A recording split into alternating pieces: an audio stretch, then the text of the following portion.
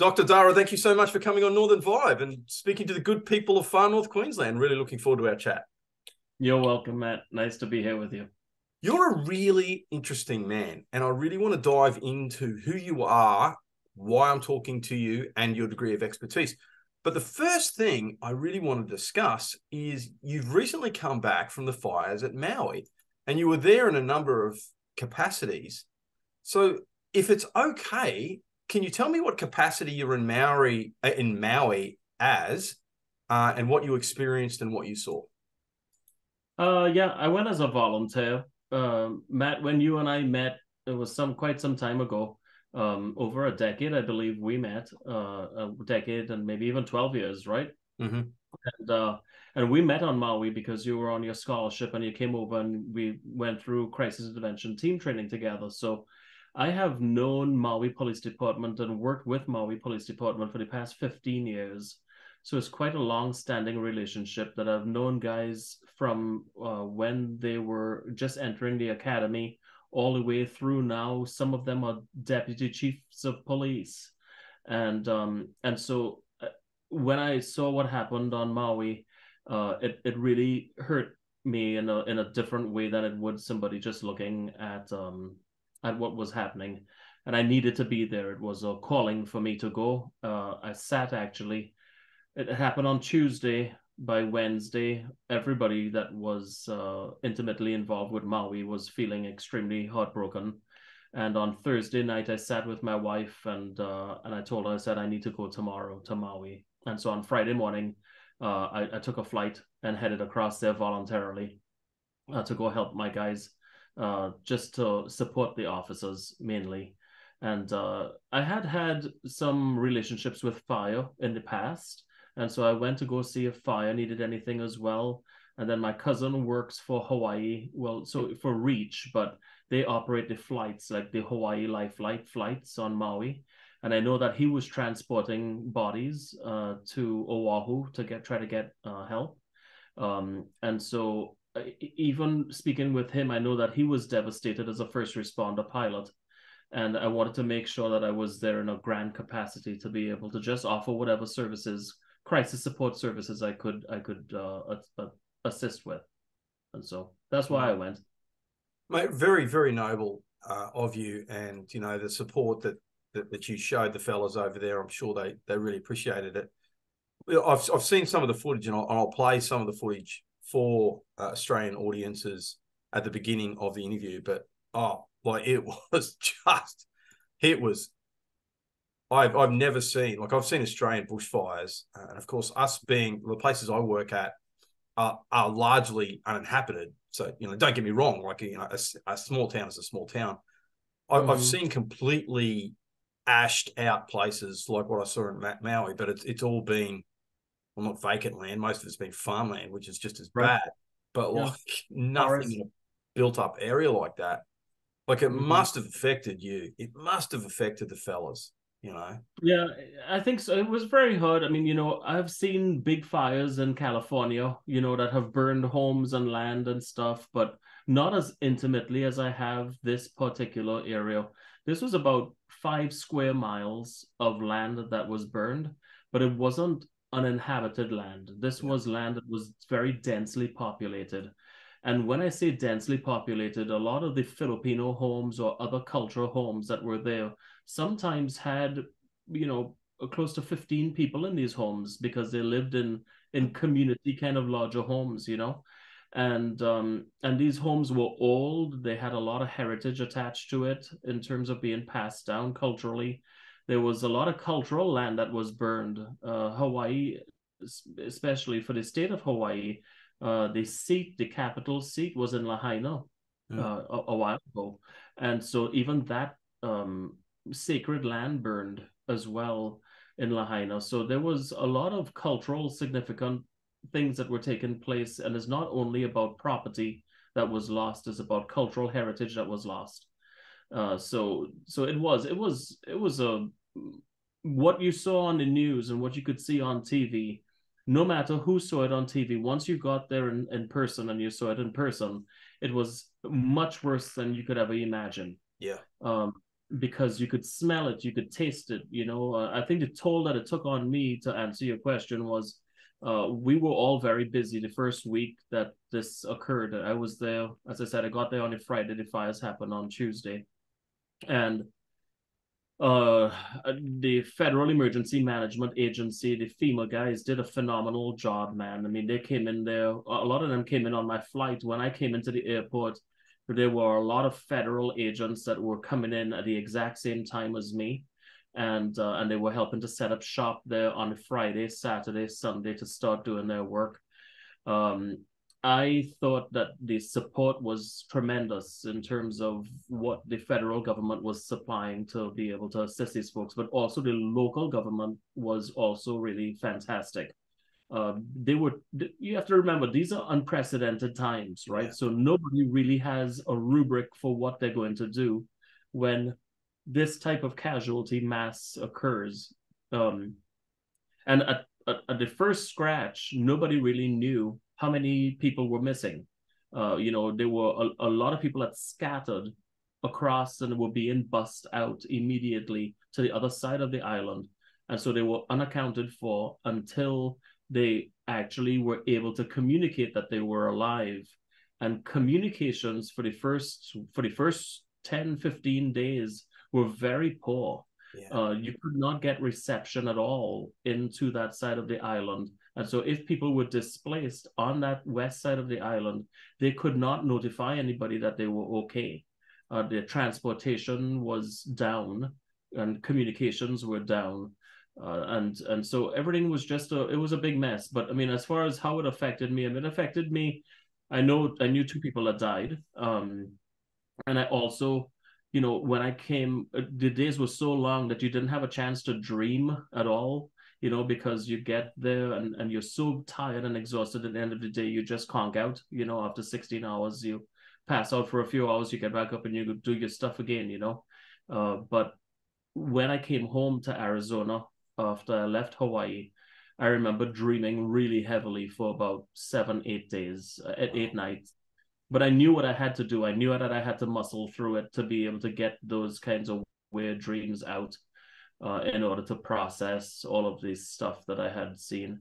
And in those types of fires, and you probably could relate to this if you've responded to those fires too, I couldn't get the burning in my throat to stop for a few days, and then in my chest, and it felt very different to what acid reflux is. But, I feel crappy even saying that I had any effects, because it pales in comparison to the stuff that people experience. That I knew a lot of my officers that were in the fires themselves trying to get people extracted to get them out.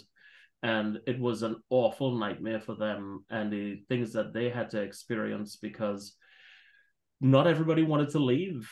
And our officers had to watch people perish because of their choice to not want to leave. And then it became too late for them to try to escape.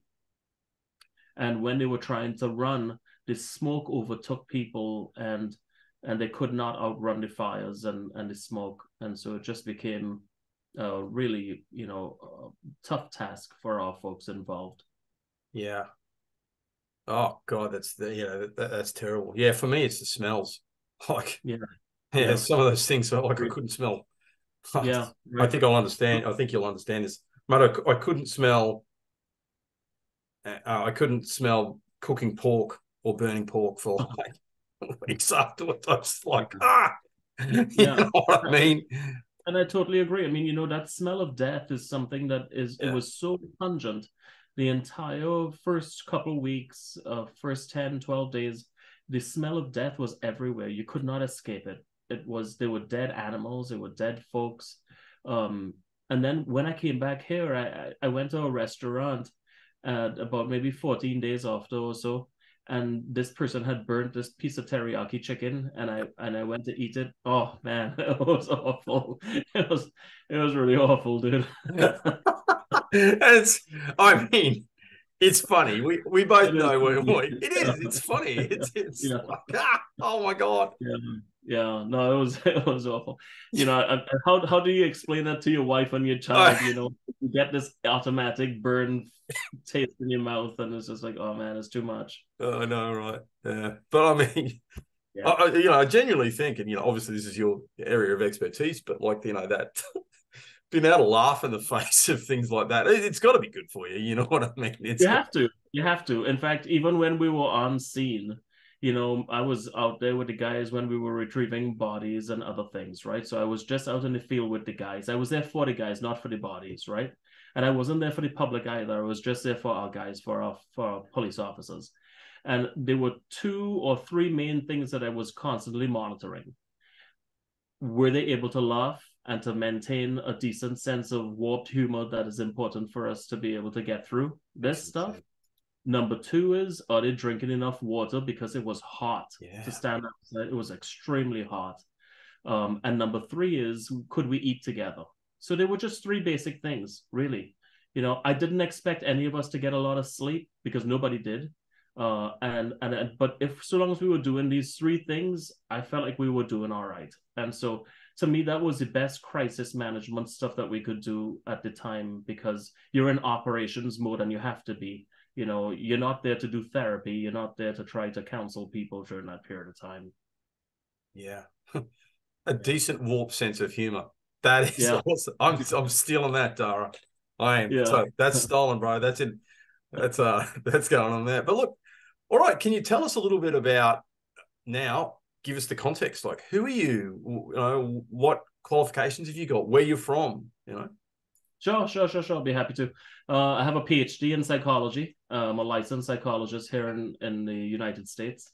So I live in Phoenix, Arizona, in the state of Arizona. And I'm also licensed in the state of Hawaii, because I lived and worked in Hawaii for many years, specifically on Maui. And I used to be a forensic psychologist before transitioning across to first responder psychology or emergency psychology. But for the past 27 years, I've worked in crisis management. I've worked in crisis situations. 27 years ago, I was doing volunteer lines overnight on crisis lines for people who were calling in suicidal. And I remember my first call I received was a guy with a shotgun in his mouth, and and that was my first call coming off of orientation, and I was solo, and it was, wow, that's a really big one. I think I started to learn from that period of time, though, just to digress for a second, that, somebody's choice to take their life is not my responsibility. I can't take responsibility for that stuff. I could try to assist them, but I can't blame myself for if they choose to do something like that, And I think that that's something so important for all of the folks that listen to your program to know and to pay attention to. Sometimes we get so caught up in, especially part of my background is as a negotiator as well. So, in some parts of the world, they call it hostage negotiator, but here we call it crisis negotiator team. And so I teach at our FBI, the Federal Bureau of Investigation school here in Phoenix, Arizona, on crisis de-escalation and hostage negotiation with people with severe mental illnesses. And I've done that segment now for, I don't know, about 5 years or so. And that's always been really fun. But my other background is as a crisis intervention team trained person, and starting that program in Hawaii that you were a student of is really trying to teach people about all various aspects of mental health that we could intervene and try to help de-escalate people with when they're in crisis. So I spent a lot of my time really focusing on those 2 pieces. And then there's an additional piece, which is peer support. And the peer support system is a buddy like you or me reaching out to each other and checking in to make sure that we're doing okay when we are going through things like administrative leave, when we get involved in an officer-involved shooting, if we have a child death, if we have any kind of big events that would usually affect one of us, is trying to just make sure that we're there for each other and trying to get through the process together. Because suicide rates here are, I don't know if you guys are as affected as we are, but reported wise here across the United States, we have recorded about 270 suicides per year of law enforcement officers that die by suicide. And I think that number is probably about a quarter of the real numbers, because a lot of numbers do not get reported. So I've dedicated my service to trying to be able to reduce that number. And so that comes in the form of, in my practice, which is Blue Paths, stands for Peace for First Responders. I and my team, so now I have about 8 or 9 therapists that work with me to be able to provide counseling, therapy services for law enforcement, for firefighters, EMS, which is emergency medical services. So your AMBO drivers, ambulance drivers, and then and paramedics and stuff. And then we also have corrections officers and anybody else in the law enforcement capacity, dispatchers. So we also have sworn. So the law enforcement officers here are considered sworn officers. They take an oath. And then we have our civilian employees, like our dispatch and call takers, our forensic technicians, other people that are involved in criminal kind of processing things that we take care of. So that's our practice and what we do. And then, as you know, this year we had a conference. Our Blue Pads conferences every year. I'm hoping to have you on there as a presenter next year, because I think it'll be amazing to hear the Australian perspective on policing and trauma. I think that you and I will talk more about that. But every year we put on this free conference, and it's an international conference where we have people hopping in from. We've never had anybody from Australia join yet, but I'm hoping to get somebody to come in and join. Hopefully you'll have your following join in and listen to you next year. But I think that, so long as we keep this building and growing and people are hearing the message that there is hope, that, we don't need to resort from life to death. There's a whole bunch of gray in between that we could do to try to make sure that we could get through life together. We're all fumbling through life together, man. Nobody has it squared away and nobody's perfect. I think that we just, those are the kinds of things that I think about. And so my background is kind of that stuff. I've moved around a fair amount. My accent is from Trinidad and Tobago. Yeah, man. That's where I was raised, in the Caribbean. I was born in Toronto, Canada, and I've lived in 6 states here in the US, and so I've moved around quite a bit, but in each place I've learned a lot about crisis and suicide and intervention and prevention and how to work with people from any facet of life. And that has been probably one of the greatest gifts, is a movement that I've had to live and work in many different places. Yeah, absolutely. The only thing that you disappoint me about, Dara, is you're from Trinidad and Tobago and you don't do cricket, mate. We got to talk. I grew up playing cricket, man, but I don't like watching cricket. And then in Canada, I love the Canadians. I love them. They're so much like Australians. It's just not funny. But they play baseball, and they're a Commonwealth country. It's like, guys, cricket and rugby. What's the matter with you? Why are you playing those American sports? It's kind of like. Anyway, that's the only thing that disappoints me there a little bit. But I'm back onto the more serious subjects. I've interviewed quite a few. Actually, a magnificent interview I did was with 3 ladies in Cape York, because Cape York, my part of North Queensland, especially the rural and remote areas, has been suicide levels there are in technically epidemic levels, and have been for years. Anyway, these 3 magnificent women have started this, just really small little community, no money from the government, any of that kind of stuff, and just making things happen. And one of the themes that came up, and obviously one of their motivators, is never again. But they do find it hard to shift that idea of guilt and responsibility, like you were talking about before. Like, somehow, what could have I done? What could have I seen? What could have, and these, over and over and over, and especially with, mothers and fathers, over and over in their heads, why didn't I see it? Why didn't I, is there something I could have said like that? Some of these ladies are just so damaged, and especially if there's a couple of them that found the, oh God, Dara, it's just so genuinely heartbreaking. It's awful. I mean, the people that die by suicide, you may never get a call from, right? Because those people are determined to kill themselves. And so the hardest part is the people that are left behind always wonder the exact same thing. Doesn't matter if you live in Australia, doesn't matter if you live in the US, doesn't matter if you live in Timbuktu, right? It's always, what did I miss? Why didn't they share this with me? Why couldn't I, have picked up on something to be able to try to ask more questions on it? But the truth is that most of us tend to stay away from specific topics. if somebody's having an affair, we tend not to ask about it because it's private stuff, right? So we don't want to get involved. And people kill themselves over relationships all the time. Mm. If they have a prescription or drug abuse issue or dependency, people tend not to get involved. Even if this is just involving alcohol, people tend not to want to get involved because they see it as a private issue and they don't want to embarrass the person.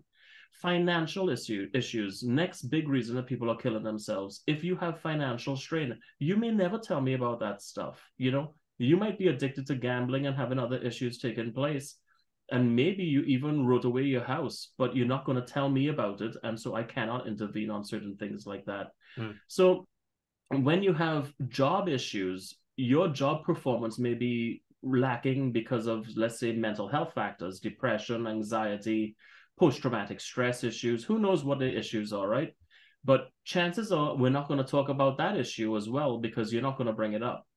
And even if I did know that you were having issues as a supervisor, I may not feel comfortable addressing certain things with you. So now we have at least four big whammies, four big things that we're not going to discuss. So how could I expect to know everything that was going on with you when those are specific topics that we may never get into, you know? And so we cannot, and my philosophy, I know that this is probably not good for public airing, but my philosophy is that an adult has a choice whether they want to live or die. I cannot control that choice. What I would like to be able to do is to be able to have a conversation with that person and have some influence in their deciding factor of what they would like to do. I know that I cannot prevent it, but I could hopefully intervene to have conversations that maybe they will be open to thinking about things that they hadn't thought about before. You know, my goal is not to tell somebody that they can't do something. In fact, very often times when I've intervened with suicidal folks or people who were, you know, in the throes of suicide, even, I've told them, I said, look, Matt, you're an adult. You can make this choice to kill yourself. All I'm asking you for is 6 months. Just give me 6 months so that way we could talk and try to see what we could do to see if things could get better. Now, I know that when you are in a depressed mindset, your automatic reel of thinking is, what's the point? It'll never change. It makes no sense. What's the point of giving you 6 months? And all I have to do is just to make sure that I could have that time. Once I could buy that time, I could try to do something with it to be able to help that person. But once again, I could try to help, but I can't control it, you know, and that's a big difference. I know that I cannot control that outcome. And I think that when people get their egos involved, thinking, well, I am amazing, you know, I have all this crisis training and so I should be able to help prevent suicide. That's when people get caught up in their ego. And that's when they get trapped into thinking that they were responsible or not responsible. And I don't have that ego involved in it. I hope not anyway. I try to be conscious not to have it involved. Yeah. And look, it feeds into so many different dynamics there, because obviously the mind of any emergency services worker, and, you know, big shout out too, because I get quite a few, as much as I like to tease the fireys, you know, I get quite a few fire officers listening, and we've got, I know I have some paramedic people and some nurses at the emergency services, our ER room. So that's, you know, the work that they do is amazing. And I just want to say that when we're talking about this, I'm encompassing all, you know, all of those people. But our mindset, so law enforcement and those emergency services people, it's the kind of savior mindset. You know what I mean? Yeah. You want to go in there and you want to save, and the control freakery, because we're control freaks. You know, we just can't help it. Like, it's like, I am going to control the situation. I will decide the answer. It's like, yeah, no. That's, as you pointed out, human beings have free will. And but I mean, for me, I wrote it actually. I kind of it was under a pen name, but I wrote about this in an Australian magazine that got pretty good circulation too, actually. And for me, like, you know, I think of all the murders, and like I was a sex abuse investigator and everything for a little while. But I have to say, the thing that hurt, you know, that I always found most gut-wrenching was suicide. And it's because it's the use of, most other things are something that's been imposed on the victim. It's like, you know, the person was murdered, something, you know, someone else took their life. You know, a person was abused sexually. something happened to them. It's kind of like, Mm-hmm. quite often they couldn't help what happened to them. But it's the Mm-hmm. use of, the faculty of human free will to destroy life, which is the ultimate, and oh God, I mean, for me, that was always the saddest, it was just like, Mm-hmm. dude, and it's an epidemic, Dara. Like it's a Yeah, it technical. is. Yeah, 100%. Yeah. And you could empathize with somebody, especially if you've gotten to that point or close to it. You could definitely empathize with the sorrow and the sadness that somebody must have felt, the level of despair and detachment and the Yeah. level of burdensomeness that they must have felt like. And that's the hard part when you start to process suicide, is thinking about how bad did this person actually have it, in their heart before they decided to make that choice. Exactly. And I don't know how many suicide notes I've read. I don't know. And some of them are really, like, most of them are kind of pretty inarticulate, to be candid. But Mm-hmm. I've read some that are, really well written. Mm-hmm. And they're really moving, where these people have genuinely put down on paper what they're thinking. And this, a fundamental theme that I always saw coming through was this idea that the world would be a better place without them. Mm-hmm. Other people would be better off Mm-hmm. without them. And most importantly, they're in pain and they just want to end the pain. You know what I Yeah, mean? true. I agree. Yeah, It's just totally agree. so, it's just so, I genuinely found that gut wrenching. I really did. Yeah. And Matt, that's one I've of the read, reasons. yeah, I read a manifesto one time of a teenage girl that was going to kill herself, and the manifesto was electronic because she was younger, and so she had this computer manifesto over a 4-year period of when she was going to do it and how she was going to do it. Oh, And we seized this hard drive, and I was able to read through the entire thing. And each time she did not kill herself, it was because she said that somebody looked up and made eye contact with her or acknowledged her existence in the world.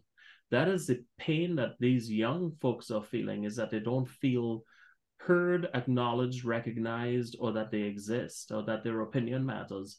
And we may find those ideas dumb as adults, thinking, well, that's a stupid way or reason to kill yourself. But to them, it means a lot. yeah. And so we need to be able to step out of what we think as an adult is important and to recognize what the teenagers feel are important, because that is the reason why they are killing themselves. And so I think that once, and luckily for this girl, she did not kill herself. By the time we intervened and hospitalized her and stuff, we took care of her. And then I saw her get into community college. And so she was going to university and stuff afterwards. And I was able to see her on campus. And so it was nice to see that, you know, once you're able to get help, sometimes the future could get brighter. In Mm. fact, a lot of times the future could get brighter. It's just making that initial call and step. Yeah, it's always the failures that stick in your mind, especially as a first responder. Like, my God, I could go through them. But like, Mm-hmm. yeah, you know what? I'll allow myself that little bit of immodesty. There are actually people alive today because of things that I've said and done, and Yes, that's kind sir. of cool. You know what I mean? Yeah, And I 100%. mean, it's 10,000 fold for you. Obviously, I mean, it just Oh, means. no, no, same thing, man. I know what you mean. It means a lot to know that our time on this planet, on this earth, we've positively affected, hopefully, at least a handful of people, and I know we've done more, and Yeah, that's good. We've done a good humanitarian service. yeah. Yeah, It's I don't this strange dynamic that's sweeping through, especially the Western world. It seems like, and there are all these paradoxes that seem to have a relationship. So, social media is a magnificent technology that was designed with the hope of linking people. So you could Mm-hmm, be in a community, so you could get more of a sense of belonging, and mm-hmm. be in communion with other human beings. And yet, in some ways, it Disconnected. seems to have had an isolating effect. Like Yeah. it's so strange. It's Mm-hmm, so strange. Well, mm-hmm. I'd like you to get you to comment on that. And then there's another dynamic. I really want to explore this with another dynamic. I really want to explore with people, and I want to bounce off you. But Well, I mean, I'll say this. I was a dinosaur before COVID. And so before COVID, I was under the strict impression that therapy should only be done in person, that, how could it work? How could you have human connection? connection, right? On a platform that is so impersonal. And since COVID happened, I actually have not transitioned back to in-person therapy because I realize that my footprint to be able to reach people is so much greater online than I ever have had in person. Case in point, people may show up or sorry, may miss appointments from time to time because of certain things. And so they may call maybe say 20, 10, 20 minutes before an appointment to cancel. I could plug that in with somebody else that needs help immediately, and I don't need to have that person drive to my office, because that person might be 3 hours drive away and they cannot get to my office in that period of time. So now I've figured out ways to be a lot more productive to help more people. And I always credit this old probation officer I used to work with. He's not old. He'll kill me for saying that. His name is Ron Babayan. He's a fantastic man. He's a good friend. But Ron told me years ago, he said, help as many people as you can, as much as you can, as long as you can. And that's how I guide my life. That's what I do every day, right? So that's my motto. That is my purpose, is my mission statement, to be able to try to do that. And I could fulfill that by doing more work online and doing these kinds of things that they weren't able before. So yes, we are not able to see each other and to hug each other. And yes, we are more disconnected because we don't get a chance to be in each other's environment. But there are positives and the pros and cons to it, right? And I suppose we have to figure out where the pros are and kind of minimize the cons. Exactly. Look, it's like any technology.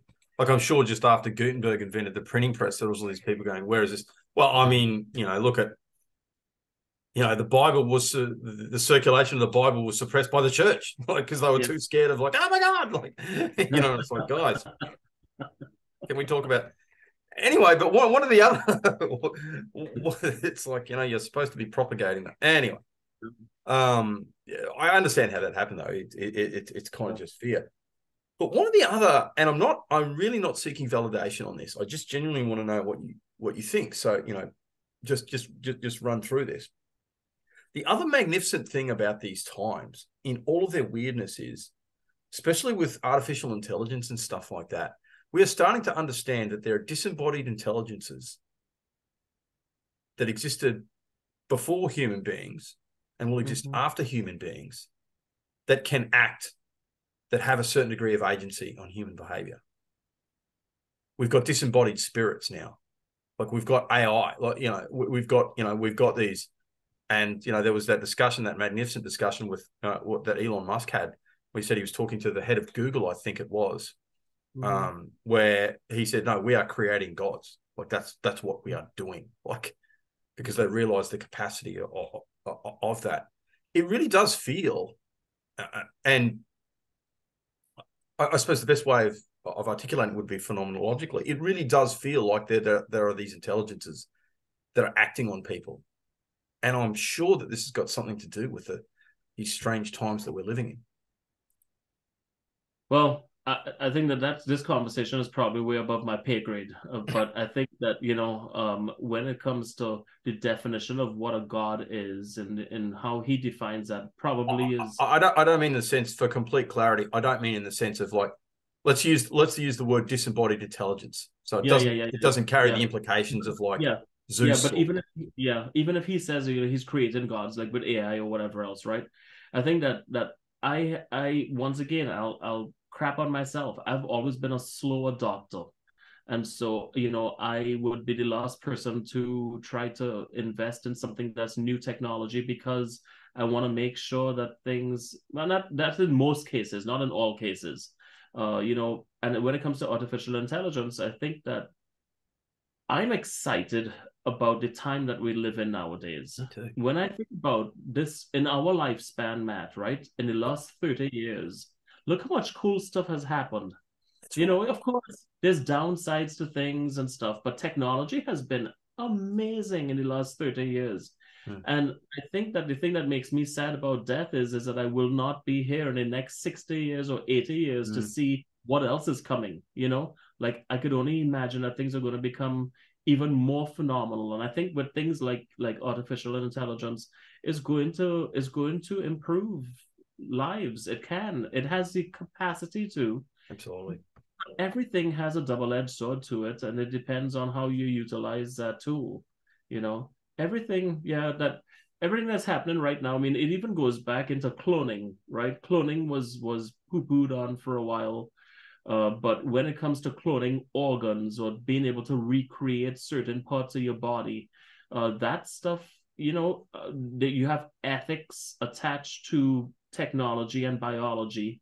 And that's where it creates a lot of issues. And of course, it's the almighty dollar who's going to receive the money to be able to reap the benefits of all of this stuff. And then, I don't know, man, there's just too many politics involved in stuff. That's the issue. So yeah, it's everything has changed a lot. But I think back, as you're talking about that piece, especially when it comes to gender and sex identity stuff. There was a gentleman that I used to work for. His name was Don Wild. He died now, but back in 23 years ago, I used to work for him, and he was a really nice man.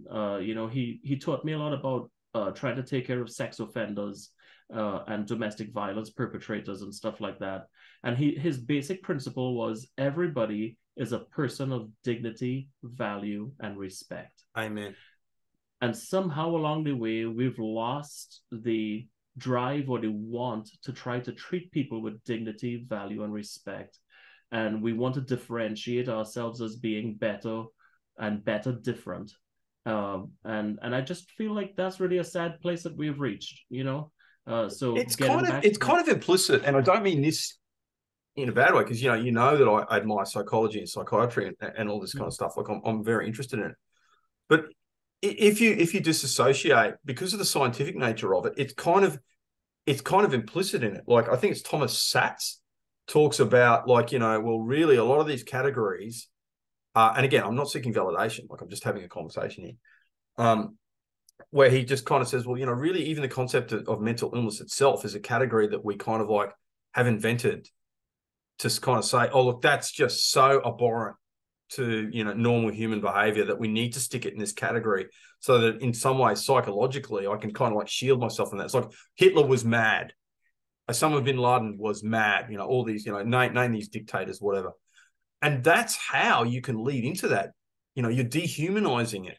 And for me, knowing a little bit about, I don't like to use the word evil, but I do think it exists. Knowing a little bit about evil and how it plays out in the world and how it impacts on human beings, you're in a dangerous place. Like, I think like I've interviewed a lot of sex offenders, and I mean a lot, like, and I always tried, regardless of how abhorrent, the things that I was being told and how much they might have kind of like disgusted me personally, I always held on to this idea. Like I'd be sitting there sometimes literally saying this to myself, like, Dara, like literally in my head, it's like, you are looking at someone who was made in the image of, I'm a Catholic, right. Christian. So it's like you are looking at someone who too was made in the image of God. Like you have to hold on to that.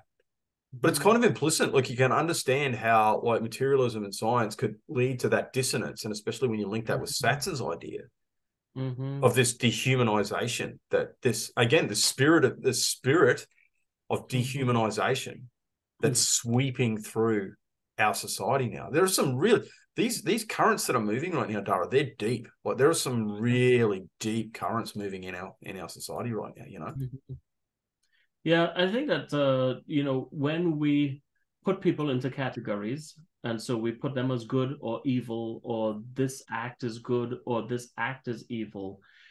Once we could pull the person out from the behavior, it helps a lot to be able to see that. I worked in prisons for a number of years, right? So I worked in behavioral health in prisons, and I worked in a lot of different prisons: male maximum security prisons, female maximum security prisons. As I said, I worked with sex offenders for many years, interviewed quite a ton of them, and people who committed domestic violence acts where they, beat people up really badly, kill people. I had women who killed their kids, and so we had infanticide things, all sorts of issues that happened, right?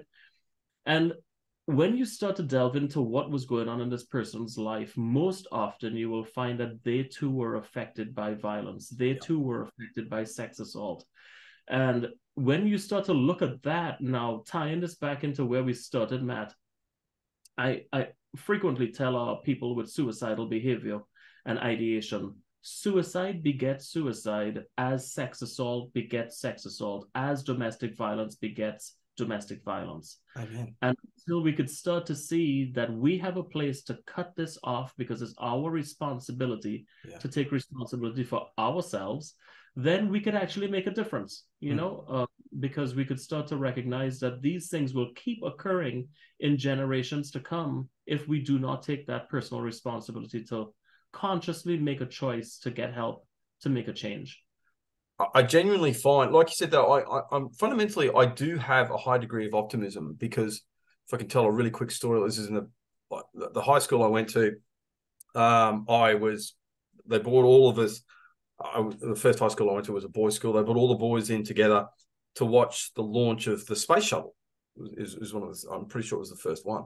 And we had a really old brother, and it was a really old brother who was like sitting there, and I came in with us.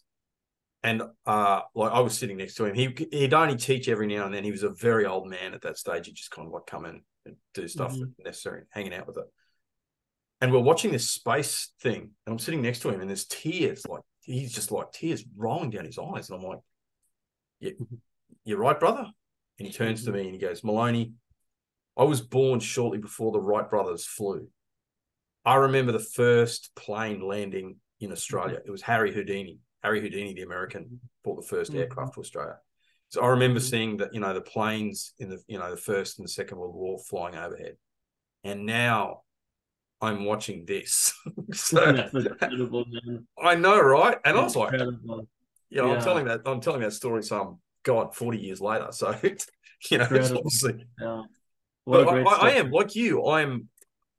I think that used right, and with the best of intentions, and if we remember who we are, and we remember what we're here to do, and understand that there are values behind everything. I think part of it, and like I'm a science geek. Like I am this. Like I just love it so much.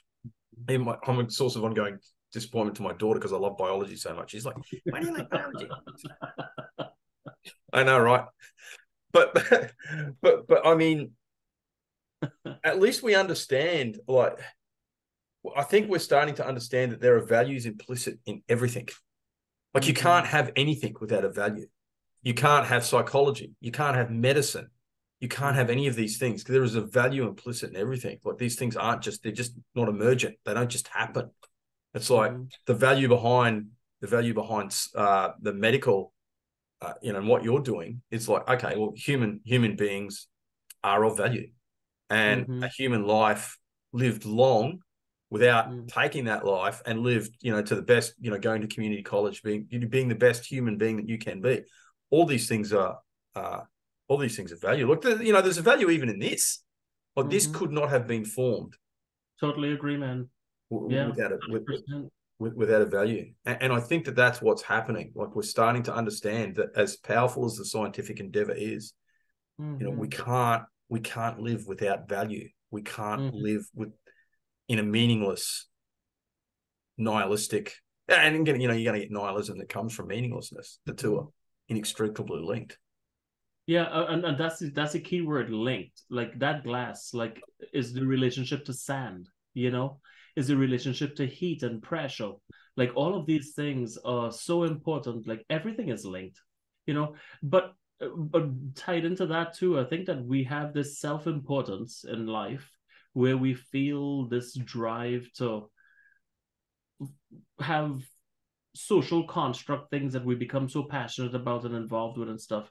Our lifespan is like this big, like we will perish within about 75 years, most of us, and the most important things for us that have progeny is to make sure that we're teaching values and morals that will be, those are the two things that are the most important things. Our morals and values. We all have different morals and values, right? Yours was probably shaped as well as mine through the Catholic Church. But even though I was born Hindu and raised Catholic, you know what I mean? Like all of these things shape us for who we are, right? Mm-hmm. And I'm not saying that Catholic upbringing is the best upbringing. I'm not saying that at all. But I'm saying that, you know, we all have these morals and values, and they have been shaped through culture going into the middle piece of what we were talking about. And so our kids are receiving this diluted version of morals and values from what they are seeing on the internet and social media compared to what we are teaching them at home and what we think are social values and morals, because they will always in teenage years gravitate more towards what their peers are doing as opposed to what their parents are saying, you know. And so we just have to hope that we raise that child the best that we possibly can. I just had this conversation with my wife in the car the other day, actually. You know, our daughter, Lilia, she is a beautiful girl. You know, she's 10 years old. She's grown up beautifully. And she always gets these kinds of these comments from people in the community. Your hair is so pretty. You're such a beautiful child, blah, blah, blah, blah, blah, right? Well, so my wife and myself, we always say, yes, okay, but you're smart, you're funny. Like we try to tell her all the other things that are beautiful, right? Besides just a physical thing. Yeah. But then my wife was saying, I'm saying, you know, but that is also important for her to receive early messages of self-esteem and you know, the self-esteem builds self-efficacy, which is a protective factor later on in life. And we have a distinct group of kids that never get those messages from the people that they live with, people that they're in their communities with. They don't get social messages saying that they're a great child, even not even a beautiful child, but a great child, that they're a great kid. So we have a lot of adults who grew up not with the same morals and values that we were given and raised with. And so that level of diversity is why the world is always going to remain as is. Unfortunately, I mean, I think so. I mean, you know, not to say that there is one right way, but there's just so many ways of people raising kids. You've been to homes, I've been to homes where I've seen parents cursing at their 5-year-old kid, cursing, like, you know, really bad at the kid, you know, on calls for service that we've gone on. And you think to yourself, how could this kid feel good about themselves at 5 years old, hearing that they're an MF or no, everything else, you know, to this child? Like, that's not good messaging for this child. And this kid is going to go to school and they're going to speak that way at school with their little friends at school. And then they're going to get kicked out of school or suspended for using bad language or for fighting and other things. But that's what they're learning at home, you know?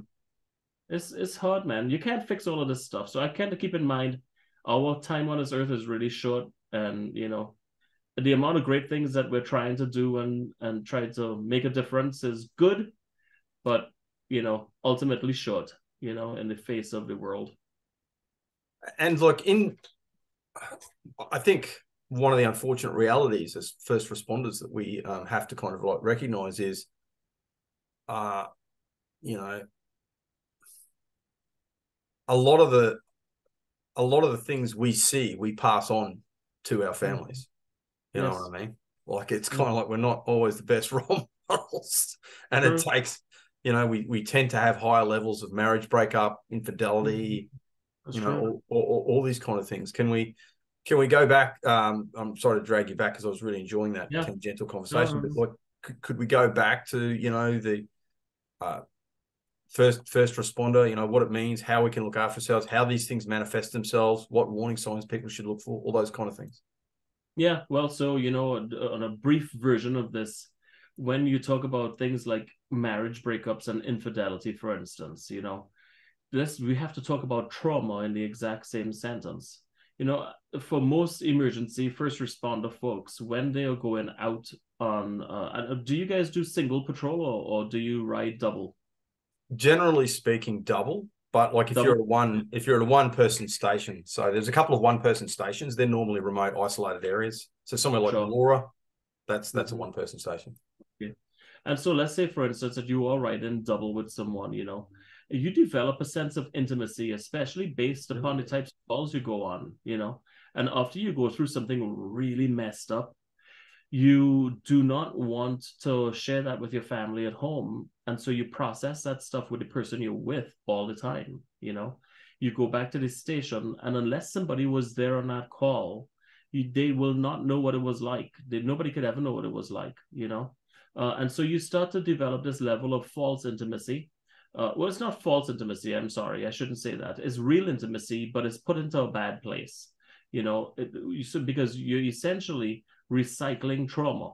And so you are trauma bonding with someone that you work with, and then you're cutting the person out of your retirement plan that you really were planning on retiring with, which is your spouse. And they have no clue the intimacy that you've developed at work with this person. And the person at work gets you. They get you. They understand who you are. They understand why you're a weird person. They understand, why you think the way you do, the humor that you have. They know what you smell like because all of the reasons in the car, right? They know your eating habits. They know what kind of pig you could be like, they just get you. They understand you.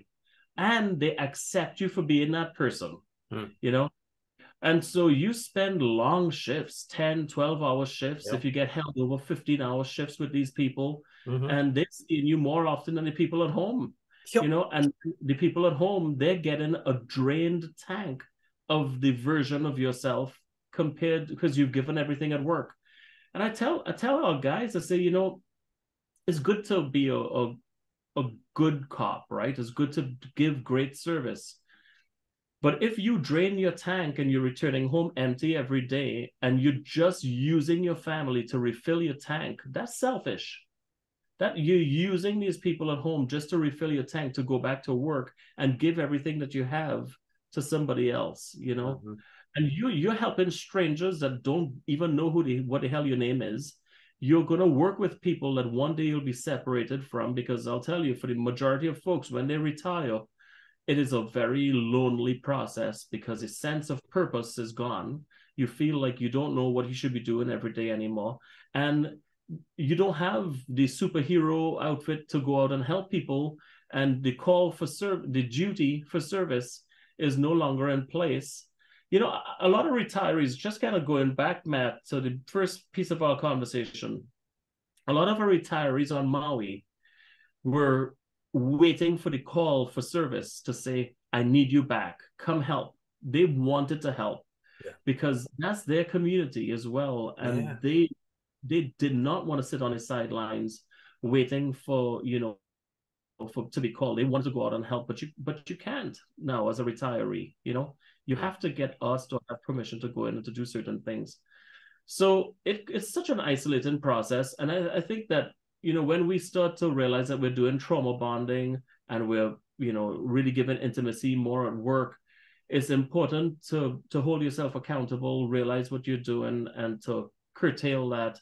And even if that entails having to change your shift that you love, because maybe you love the schedule, the day shift that you're on, plus the partners and the team that you're with, the squad that you're with, sometimes you have to sacrifice all that for the betterment of your family, exactly. Which I see as a retirement plan. Yeah, exactly. We had I won't mention his name, and there's a chance that he'll watch this actually, but so he might recognize himself. But we had a very good police officer, a highly ranked police officer in a specialist section, who, when he retired, he's like, did the big party, and this is your last day. And he did have, he goes, look, I've got a couple of things that I've got to clean up there. So they let him come in for a couple of days. And mate, he was still there like 2 weeks afterwards. And it got to the stage, I'm not making this up. And it got to the stage where because it was an executive role, where the new person came in and said, because he was still fielding phone calls and, doing all this stuff. Cool. Mate, that's what happened. I said, you are not to come to this station anymore. Yeah. You're no longer in the job. He's like, oh no, I'm on leave. I've still got my powers. You're no longer in the job because, it's pre-retirement leave. Yeah. Mate, it's done. Cut the thing. That's it. You're actually interfering with, like, either I'm the boss or you're the boss. Like, who's the boss here? Is it me or is it you? Oh, it's me. That's right, because you're retired. So get your ass. Mate, and it got to the stage that this guy, like, and you'd see him, like, just wandering around. He's lost. He couldn't do it. He just couldn't do it. You know what I mean? It was cool. Well, I mean, kind of Oh, poor fella. Yeah, I know, right? It was kind of funny, but it Yeah. was kind of like, part of me admired his dedication, but part of it was like, man, that's crazy. Like, And Matt, and if you were on a specialty unit, like say you were on SWAT, right? So yeah, you guys probably call it SWAT as well, yeah, or SRT or yeah. SAU. Or if you were in like narcotics and you're doing undercover work, and like you learn a lot of skills that are really cool skills, like you're a specialty unit. And one of the things that actually has worked against our guys is being in a specialty unit, because it's harder to divorce, as you said, from that role, because the persona is embodied in that person, in that job role. It's their And identity. yeah, dude, it's the whole identity, man. It becomes so hard. And the UC person, the undercover person, they have a really bad like manipulation streak, that they try to play games with people to see if they could flip them and turn them and stuff for fun. And so they do that to their family as well, which is they try to see if they could get away with lies and deception, how long they could get away with it. And it becomes just like a criminal that I used to work with in prison, that would try to deceive and lie just because it felt like a rush. It's a Mm. rush to be able to get away with it.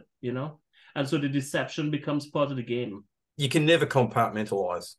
That's No, people have got this idea that you can compartmentalize. You just no, can't. no, you can't. You can't. You can't.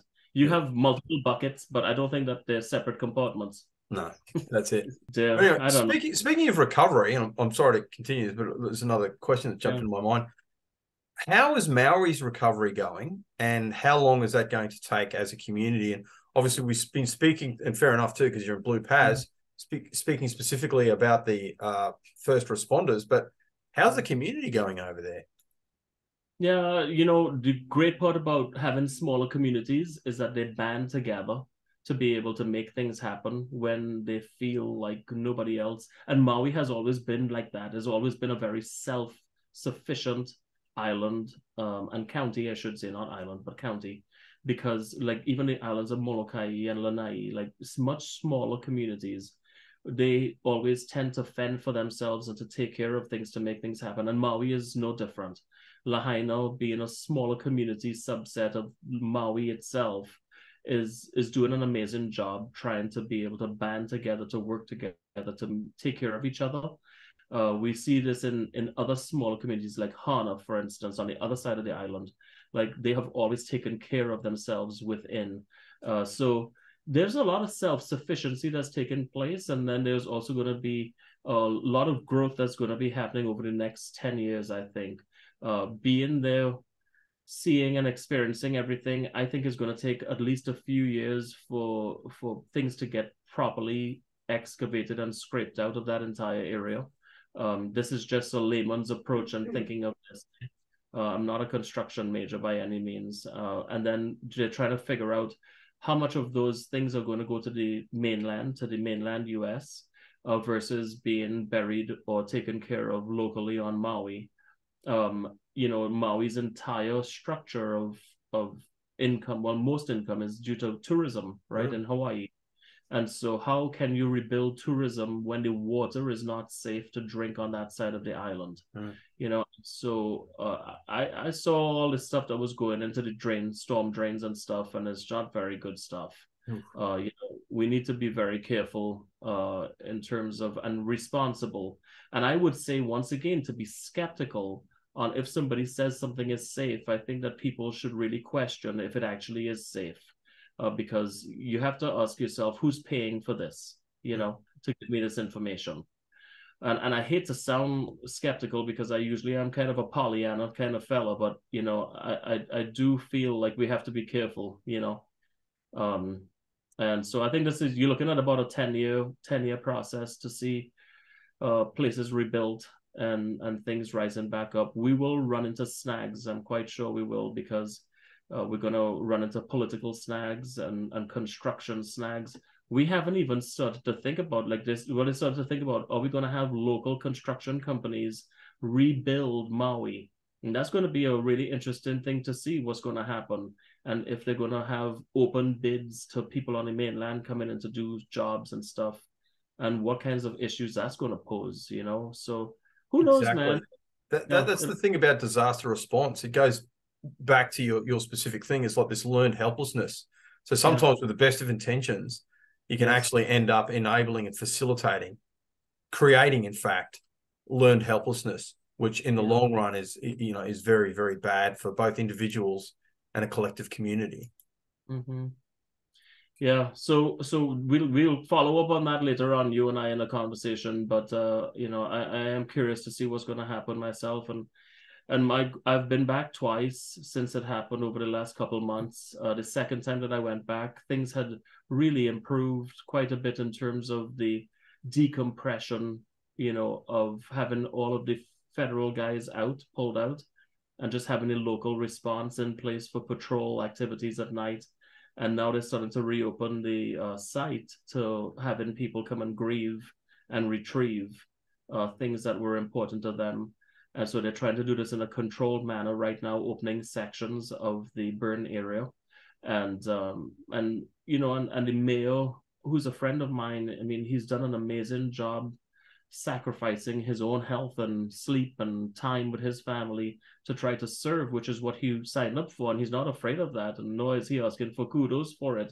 But he's done a fantastic job trying to steer his team to how they could honor and respect the remains of the people that have been lost, as well as the people who are still alive trying to regain access to their things that they lost. It's such a tricky process, and you can never make everybody happy, right? No. People will always be upset about something. So I don't know. Do we even know how many people were lost?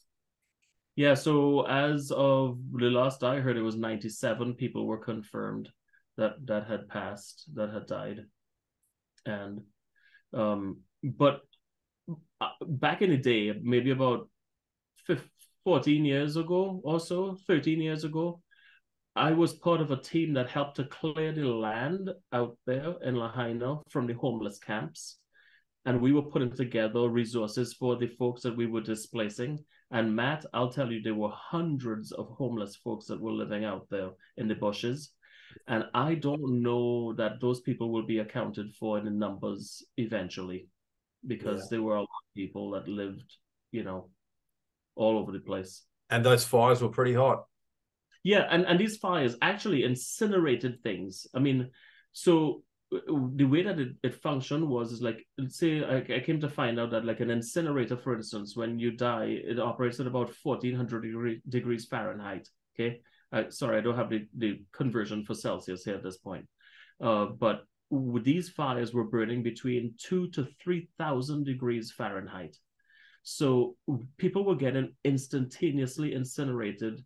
There were animals that were in mid-run that were getting flash fried, that were stuck in position. The things that you saw were just bizarre. They were anomalous, So anyway, so there will be remains that you will never know because they just turn to ash. Yeah, that's it. And for the record, that's about 760 degrees Celsius. Oh, thank you. So yeah. I mean, that's pretty hot. I have a lot of free resources, which are videos on my website. Please feel free to go there and to pull videos or to look at videos. I have videos on post-traumatic stress, on suicide, on moral injury, on what it's like for kids. Thank you. For kids who are kids of first responders, for spouses of first responders. Like, there's just a lot of content that you could go in there and see. Is in the videos, and you'll see that section over there. It might be in more as well. I think I have more videos in the more section. And so you could see things on topics for health and wellness resources. And hopefully it'll help you to not feel alone, to understand that that there is recovery is possible and there is hope out there, and hopefully be able to improve your life. And if anybody needs to get a hold of me or whatnot, my contact information, that's my cell phone on top of there, my mobile phone, and then my email address or contact number. My sheet is in there as well.